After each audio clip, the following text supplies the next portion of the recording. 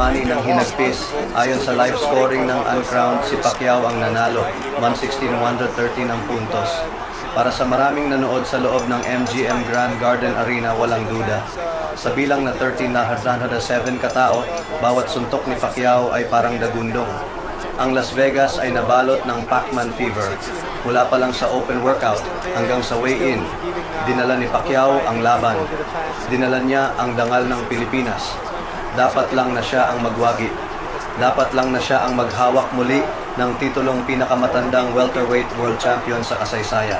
Pero hindi palaging patas ang boxing. Hindi palaging nananalo ang karapat-dapat. Hindi emosyon ang batayan ng iskor, kundi ang mata ng mga hurado. At sa kanilang mata, ito ay tabla. May umuwing masaya, marami din ang nalungkot dahil the decision is a majority draw. Naramdaman ang pagkatalo. Ang ilan galit, ang iba bigo.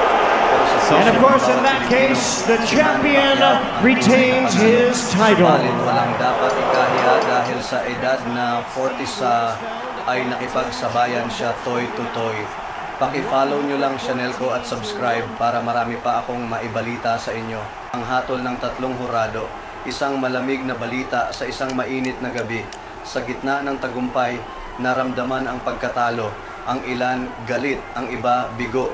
Pero sa puso ng bawat Pilipino, si Manny Pacquiao ang tunay na panalo.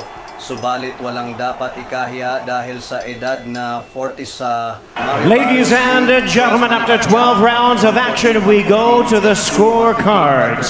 Judge at the ringside, Max DeLuca, scores the bout 115 to 113 in favor of Mario Barrios. Judges at ringside, Steve Weisfeld and Tim Cheatham both score the bout 114 to 114. The decision is a majority draw. And of course, in that case, the champion retains his title. Super Bantamweights, Mark Magsayolet, Jorge Matacuellar vía UD10, 192, 98, 92. Lightweights,